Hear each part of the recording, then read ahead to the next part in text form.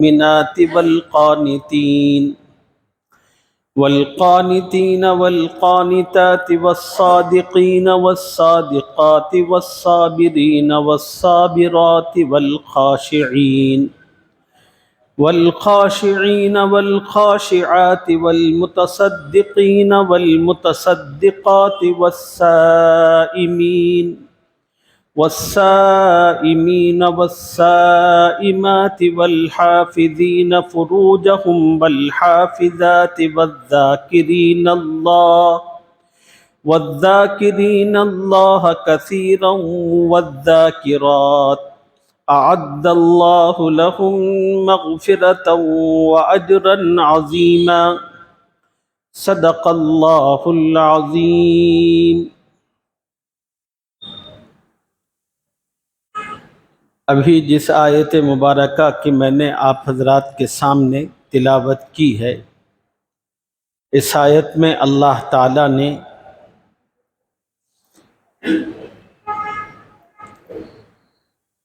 مسلمان مردوں اور عورتوں کے لیے 10 صفات کا ذکر فرمایا ہے۔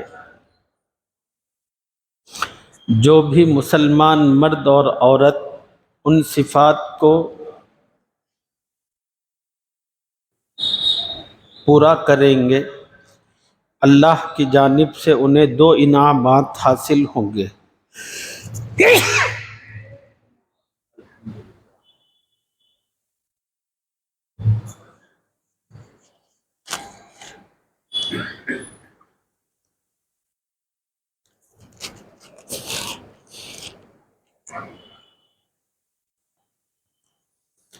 جو ایمان والے مرد اور عورتیں ان صفات کو پورا کریں گی، انہیں اللہ کی جانب سے 2 انعامات حاصل ہوں گے۔ پہلا انعام ہے مغفرت اور دوسرا انعام ہے اجر عظیم۔ ان 10 صفات میں سے 4 صفات سے متعلق تفصیل آپ احباب کی خدمت میں عرض کی جا چکی ہے۔ پہلی صفت ہے اسلام، جس کا اللہ کا مطالبہ ہے مردوں سے بھی عورتوں سے بھی۔ دوسری صفت ہے ایمان، اس کا بھی اللہ کا مطالبہ مردوں سے بھی ہے عورتوں سے بھی ہے۔ تیسری صفت ہے فرم برداری، اللہ چاہتے ہیں کہ مرد بھی فرم برداری کرے اور عورتیں بھی فرم برداری کریں۔ چوتھی صفت ہے سچائی، اللہ کا مطالبہ مردوں سے بھی ہے کہ وہ سچ بولیں، عورتوں سے بھی ہے کہ وہ سچ بولیں۔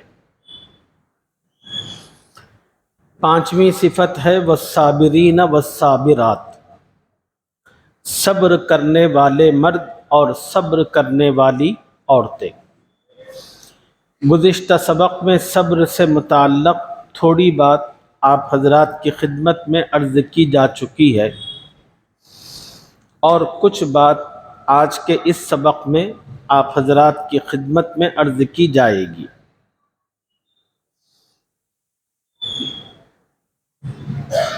گزشتہ سبق میں ہم نے عرض کیا تھا صبر کے معنی آتے ہیں اپنے آپ کو روکنا، اپنے آپ کو سنبھالنا۔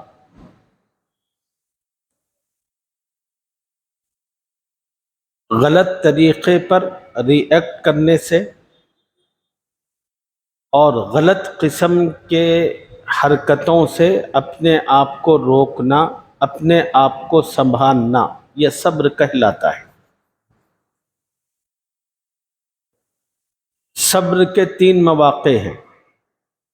صبر کا پہلا موقع ہے صبر عن المصیبت، زندگی میں انسان کو جب بھی کوئی مصیبت اور تکلیف آئے، اس مصیبت اور تکلیف پر صبر کرنا۔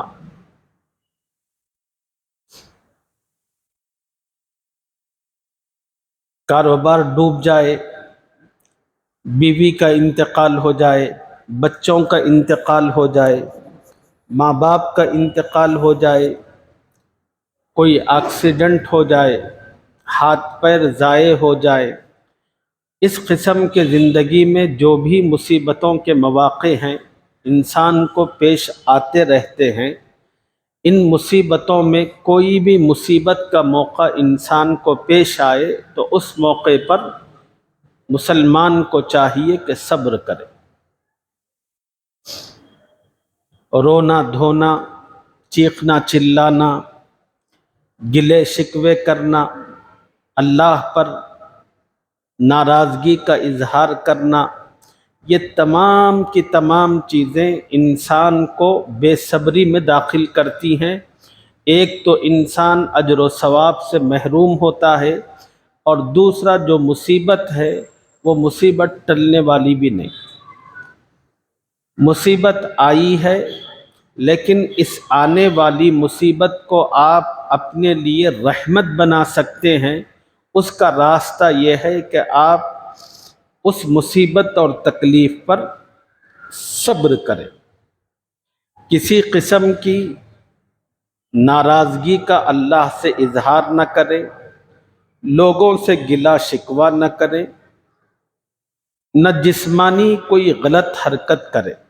جب آدمی اس قسم کا مظاہرہ کرے گا تو پھر وہ مصیبت اس کے لیے ترقی کا سبب بنتی ہے۔ تو صبر کا پہلا موقع ہے مصیبتوں پر صبر کرنا۔ صبر کا دوسرا موقع ہے اللہ کی فرما برداری پر صبر کرنا۔ تفصیل تو میں نے بتا دی تھی۔ مثلا اللہ تعالیٰ نے کہا ہے شراب نہیں پینا، اللہ نے کہا ہے جھوٹ نہیں بولنا، اللہ نے کہا ہے سود خواری کا معاملہ نہیں کرنا۔ یہ جتنی چیزیں اللہ نے کہی ہیں ان تمام چیزوں کو خدا کے حکم پر پورا کرنا۔ خدا نے کہا ہے تصویر ویڈیوگرافی سے بچنے کے لیے، خدا نے کہا ہے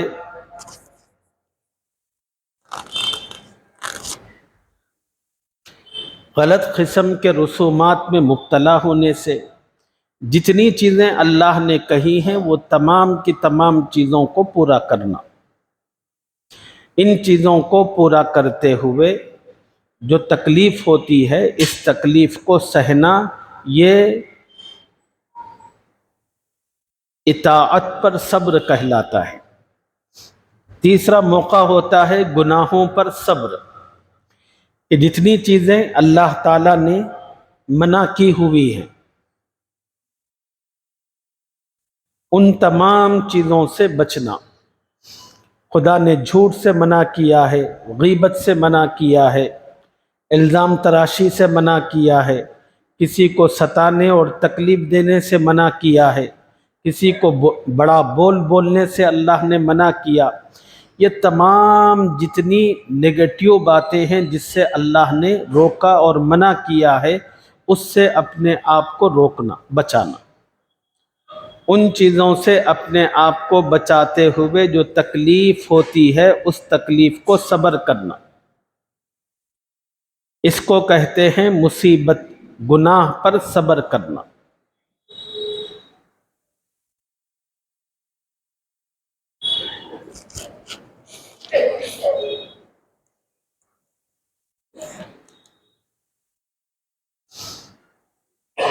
دنیا دارالامتحان ہے،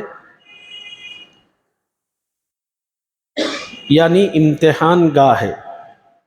چنانچہ ہمارے بچے جو اسکولوں میں پڑھتے ہیں سال میں 1 مرتبہ یا 2 مرتبہ ان کو کوسچن پوچھے جاتے ہیں۔ اس کا ایک پیپر ہوتا ہے اور پیپر پر لکھ کر ان کو کوسچن دیے جاتے ہیں۔ بچوں سے کہا جاتا ہے کہ آپ اس کا جواب دیں۔ چنانچہ ایک آنسر شیٹ ہوتی ہے، بچے اس پیپر کو لیتے ہیں، ان کوسچنوں کو پڑھتے ہیں، اس کے مطابق جوابات لکھنا شروع کرتے ہیں۔ پرچہ مکمل ہونے کے بعد ذمہ داروں کے پاس جمع کر دیا جاتا ہے، پھر اس پرچے کو چیک کیا جاتا ہے۔ اب جب پرچے کی چیکنگ شروع ہوتی ہے، جو بچہ زیادہ تر جوابات صحیح لکھا ہوتا ہے اس کو کامیاب قرار دیا جاتا ہے،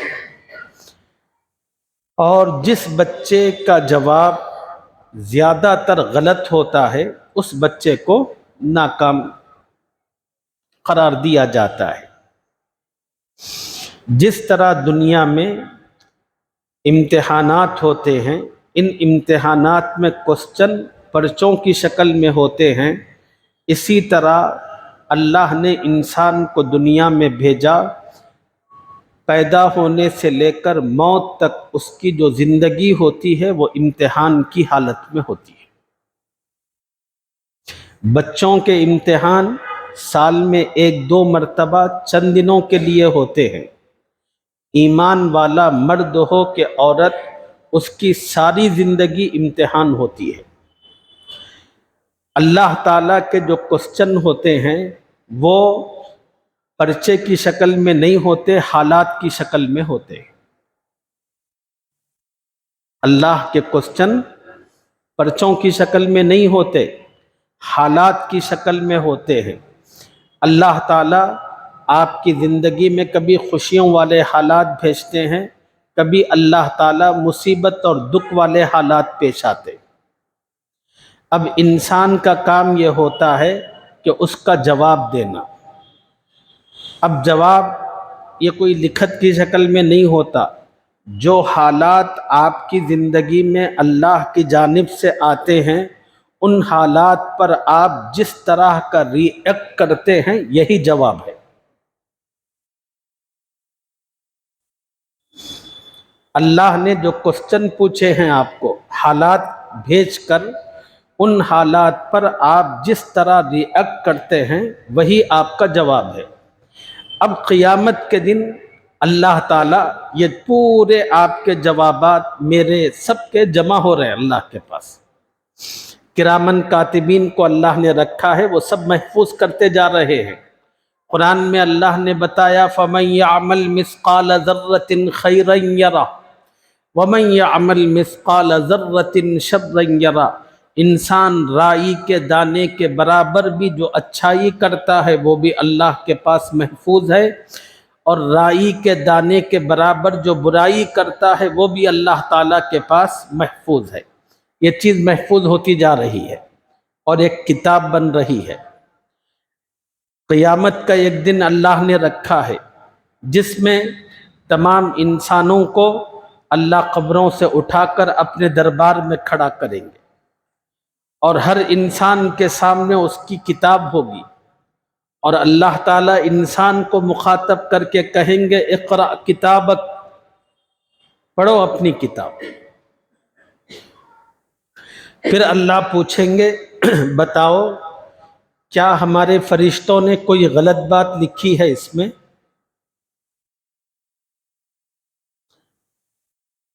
انسان کہے گا اے اللہ کوئی غلط بات نہیں ہے، یہ پوری کی پوری ریکارڈ شیٹ ہے جو جمع ہو رہی ہے۔ اور پھر اللہ تعالیٰ اس کو چیک کرنے کے بعد پھر اس پر رزلٹ آؤٹ کریں گے، یہ کامیاب یا ناکام۔ جو کامیاب ہوگا اس کو جنت کی طرف بھیجا جائے گا، جو ناکام ہوگا اس کو جہنم کی طرف بھیجا جائے گا۔ اس لیے زندگی کے اندر اللہ تعالیٰ کی جانب سے جو کوسچن آتے رہتے ہیں ان کوسچنوں کا صحیح جواب دیجیے، صحیح رد عمل ظاہر کیجیے۔ کبھی اللہ تعالیٰ خوشی بھیجتے ہیں، اللہ دیکھتے ہیں کہ خوشی آنے کے بعد یہ اکڑتا ہے یا پھولتا ہے، یا اس کو اپنا کارنامہ کہتا ہے، کیا کرتا ہے یا بغلیں بجاتا پھرتا ہے، یا یہ کہتا ہے لوگوں میں نکما ہوں، میں کچھ نہیں تھا، یہ میرے رب کا کرم ہے۔ کہتا کیا ہے یہ دیکھنا چاہتے ہیں اللہ۔ خدا نے شادی بیاہ کا موقع دیا تو اللہ دیکھنا چاہتے ہیں کہ اب یہ شیطان کو راضی اور خوش کرنے کی کوشش کرتا ہے مختلف معصیتوں اور گناہوں کی آلودگیوں میں اپنے آپ کو لگاتا ہے یا اس موقع پر خوشی دینے والے رب کو یاد رکھتا ہے؟ یہ اللہ تعالیٰ آپ کا ریئیکٹ دیکھنا چاہتے ہیں۔ جو آدمی شادی بیاہ کے موقع پر، خوشی کے موقع پر، نعمتوں میں اللہ تعالیٰ کو فراموش نہیں کرتا، اللہ ٹک لگا دیتے ہیں یہ کامیاب۔ اور جو آدمی خوشیوں کے اندر خدا کو بھولتا ہے، بھلے زندگی بھر نماز پڑھتا ہو، امتحان جو ہوتا ہے وہ امتحان کے موقع پر ہوتا ہے۔ اب آپ بولیں گے نہیں صاحب میرے تو جواب بہت اچھا یاد ہے، نہیں چلتا، وہاں لکھنا وہ تو ہی نمبرات ملیں گے دنیا میں بھی اور اللہ تعالیٰ کے یہاں بھی۔ وقت پر آپ کا جس قسم کا مظاہرہ ہوگا خدا کا جواب وہ ہوگا۔ نہیں میں اس سے پہلے جو ہے روزانہ 5 وقت کی نماز اذان کے ساتھ تہجد بھی پڑھتا تھا، قرآن بھی، ذکر بھی، بس یہ شادی کا موقع آیا تو ذرا گناہ کر لیا، تو اس کا مطلب آپ منافق تھے، آپ دھوکے باز تھے۔ یہ ہے سچی بات۔ اس لیے کہ جس وقت زندگی میں آپ کے لیے قیام کا ٹائم تھا آپ سجدے میں گر گئے، جو ٹائم زندگی میں اسٹینڈ لینے کا تھا، آپ کی مردانگی دکھانے کا تھا، اللہ نے جو ذمہ داری آپ کو دی ہے گھر میں اس ذمہ داری کو ثابت کرنے کا تھا، وہ ٹائم آپ سجدے میں گر گئے، کوئی عذر قبول نہیں ہو۔ جو وقت اور موقع ہوتا ہے اس وقت آدمی وہ عمل کرے گا تو ہی اللہ کے پاس جزا پائے گا، کامیابی حاصل کرے گا۔ خیر علماء نے اپنی کتابوں میں لکھا ہے کہ صبر کے بہت درجات ہیں۔ صبر کا ایک درجہ یہ ہے، آدمی کو زندگی میں کوئی تکلیف یا مصیبت پہنچے، اس تکلیف اور مصیبت کے آنے پر آدمی کچھ بھی نہ بولے، غلط قسم کی باتیں، بھلے دل کے اندر ابل رہا ہو لیکن ظاہر نہ کرے، اور نہ غلط قسم کی کوئی حرکت کرے، بس اس طرح اپنے آپ کا مظاہرہ کرے، یہ صبر کا ایک درجہ ہے۔ بھلے دل میں کتنی بھی تکلیف ہو لیکن زبان پر، چہرے پر اسمائلنگ ہو۔ صبر کا ایک دوسرا درجہ ہے، وہ یہ ہے کہ آدمی کو جو تکلیف آتی ہے اس تکلیف اور مصیبت کو اللہ کی طرف سے سمجھے اور اپنی سائڈ بھی اللہ کی کر لے۔ صبر کی دوسری قسم یہ ہے کہ زندگی میں جو تکلیف اور مصیبت آتی ہے اس کو اللہ کی جانب سے سمجھے اور اپنے آپ کو بھی اسی سائڈ میں کر لے۔ کیا مطلب اس کا؟ اس کا مطلب یہ ہے مثلا اگر بیماری آ گئی، بیماری آنے پر یہ کہے کہ یہ میرے اللہ کی طرف سے ہے اور میرے اللہ یہی چاہتے تھے میرے حق میں کہ میں بیمار ہوں، میں بھی پسند کرتا ہوں اللہ کے اس فیصلے کو، اپنا ووٹ بھی اللہ کی طرف ڈالے۔ یہ بیماری اللہ کی طرف سے ہے اور اللہ چاہتے تھے کہ میں بیمار ہو جاؤں اور میں بھی وہی چاہتا ہوں جو میرے اللہ چاہتے تھے۔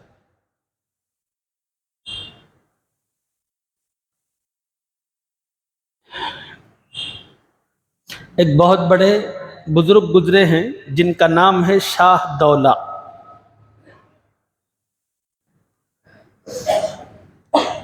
وہ جس بستی میں رہتے تھے وہاں پر پانی کا ایک بہت بڑا بند تھا، ڈیم کی شکل میں۔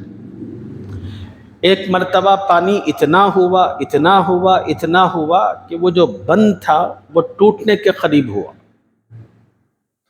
اب پوری بستی کے لوگ دوڑے دوڑے آئے شاہ دولہ کے پاس جو بہت بڑے اللہ والے تھے، آ کر کہنے لگے کہ حضرت बारिश बहुत हो गई, पानी उबल रहा है चारों तरफ से और ये बंद को तोड़ना चाहता है। हज़रत आप बड़े नेक आदमी हैं, अल्लाह से दुआ करो कि अल्लाह ताला ये बंद को महफूज कर दे ताकि हम सब तबाह व बर्बाद होने से बच जाए। पूरी बस्ती के लोगों ने आकर ये गुजारिश की। शाहदौला ने क्या किया, कुराड़ा उठाया, सब्बल लिया, लेकर सीधे बंद पर गए और ज़ोर ज़ोर से सब्बल को बंद पर मारने लगे। पूरे गांव के लोगों ने कहा कि हज़रत ये क्या गज़ब कर रहे हैं, हम तो आए इसलिए थे आपके पास कि आप दुआ करें ताकि ये बंद बचे और हम सब भी बच जाएं, और आप हैं कि बंद को तोड़ रहे हैं। तो शाहदौला ने कहा, लोगों, जिधर मौला उधर शाहदौला। मेरे अल्लाह अगर ये चाहते हैं कि यहाँ के इस बस्ती का बंद टूटे तो शाहदौला भी वो चाहता है। मेरा अल्लाह ने पानी ज़्यादा कर दिया ताकि बंद टूटे। मैं कौन हूँ तुर्रम खान, मैं भी अल्लाह की तरफ हूँ, मैं भी चाहता हूँ कि ये टूटे। उस अल्लाह के बंदे ने वो जो जुमला कहा, जिधर मौला उधर शाह दौला, अल्लाह को इतना पसंद आया, उसी वक्त अल्लाह ने पानी के रुख को मोड़ दिया।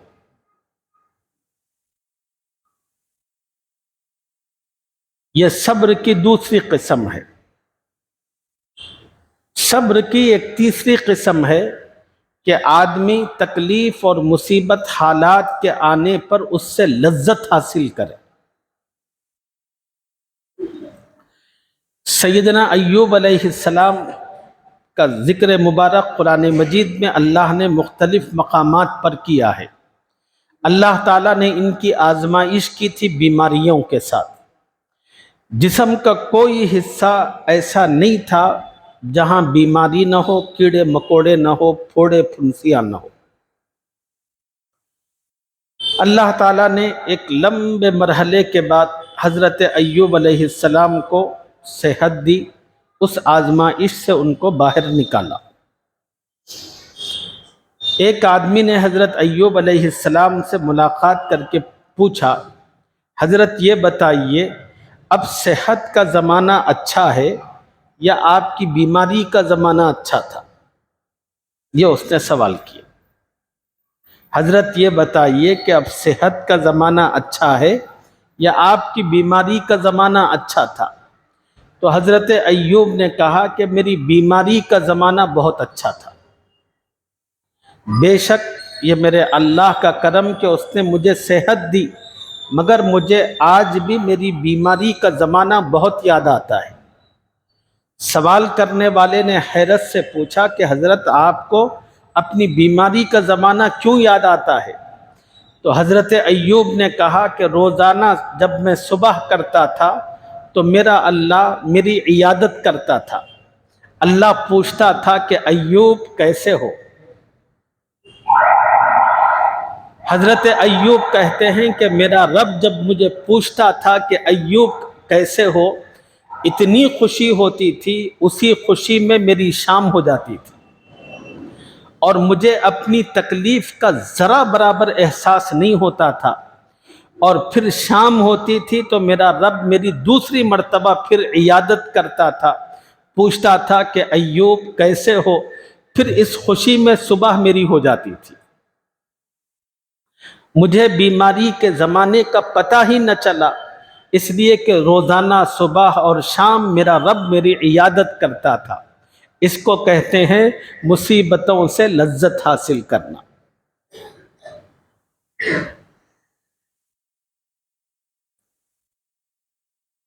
मुसीबत की एक किस्म के हालात को अल्लाह की तरफ से समझना और उस पर सब्र करना।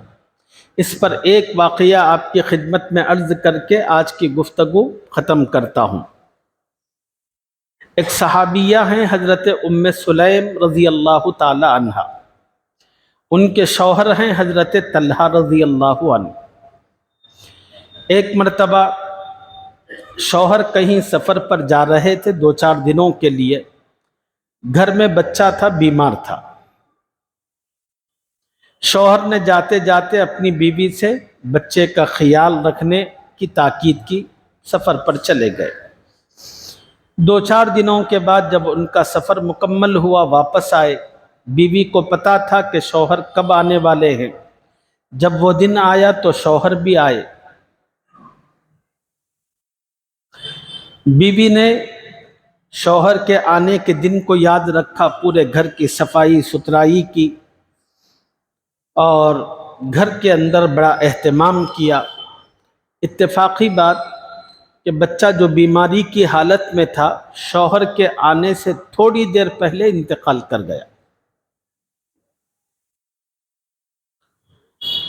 ام سلیم نے اپنے شوہر کا خیال رکھنے کے خاطر فوراً بچے کو نہلایا، غسل دیا، اس بچے کو کفنایا اور ایک چادر اڑا کر اس بچے کو ایک الگ جگہ لٹا دیا۔ شام ہوئی، حسب معمول حضرت طلحہ اپنے گھر آئے۔ خدا کی رحمت ہو اس خاتون پر، اس نے بڑی خوشدلی کے ساتھ اپنے شوہر کا استقبال کیا۔ چہرے پر کہیں پر بھی اپنے بیٹے کی موت کی کوئی علامت نہیں تھی۔ اپنے شوہر کی خوشی کی خاطر اس نے اپنے غم کو چھپا لیا، شوہر کا استقبال کیا، شوہر کو کھانا دیا۔ سب سے فارغ ہونے کے بعد میاں بیوی کی تنہائی ہوئی تو شوہر نے اس تنہائی کے موقع پر بیوی سے پوچھا، بیٹا کیسا ہے؟ بیوی نے جواب دیا، اب تو بڑے سکون میں ہے۔ بیوی نے جواب دیا، اب تو بڑے سکون میں ہے۔ پھر شوہر چونکہ سفر سے آیا ہوا تھا، اس کو بیوی کی طلب ہو رہی تھی اور میاں بیوی کی ملاقات ہوئی، اور صبح کا وقت قریب ہوا، فجر کا۔ حضرت ابو طلحہ اٹھے، میاں بیوی نے غسل کیا۔ جب ابو طلحہ گھر سے نکلنے لگے تو بیوی نے رو کر اپنے شوہر سے کہا کہ مجھے آپ سے ایک مسئلہ پوچھنا ہے۔ شوہر نے کہا، پوچھئے، کیا مسئلہ ہے؟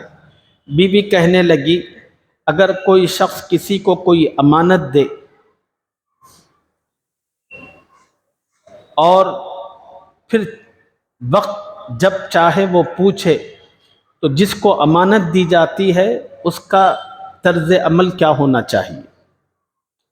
حضرت طلحہ نے کہا، بھائی طرز ہونا کیا ہے؟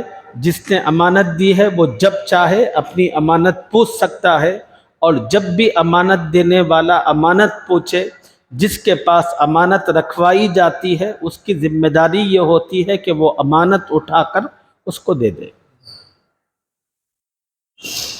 بیوی نے اپنے شوہر سے کہا کہ اللہ جزائے خیر دے، ایک بہت بڑا مسئلہ تھا میرا، آپ نے حل کر دیا۔ سنیے، میرا اور آپ کا بیٹا اللہ کی ایک امانت تھی، اللہ نے اتنے سال اتنے مہینے تک مجھے اور آپ کو دیا تھا، اب خدا نے اپنی دی ہوئی امانت واپس لے لی۔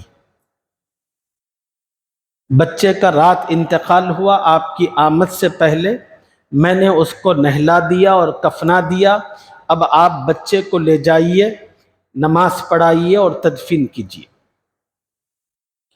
حضرت طلحہ کہتے ہیں اس واقعے پر بڑے حیرت زدہ ہوئے۔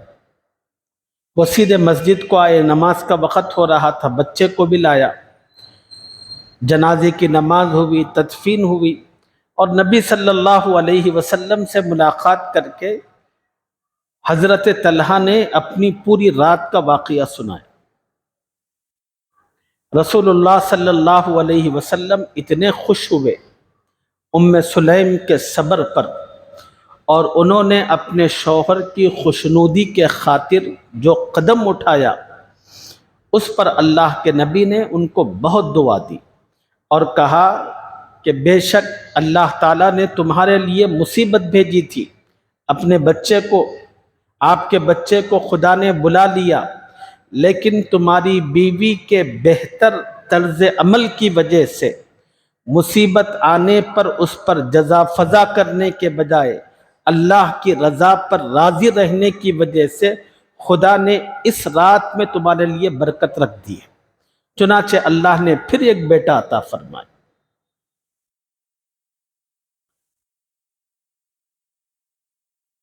حالات پر بندوں کا جس اعتبار سے ری ایکٹ ہوتا ہے، خدا کی جانب سے معاملات اسی طرح کے ہوتے ہیں۔ اللہ تعالیٰ مجھے بھی آپ کو اپنے کرم سے خوشی اور غمی ان دونوں موقعوں پر صحیح رد عمل ظاہر کرنے کی اور حالات پر صحیح ری ایکٹ کرنے کی توفیق عطا فرمائے، آمین یا رب العالمین۔ وآخر دعوانا الحمدللہ رب العالمین۔ ایک منٹ، ایک بہت بڑے بزرگ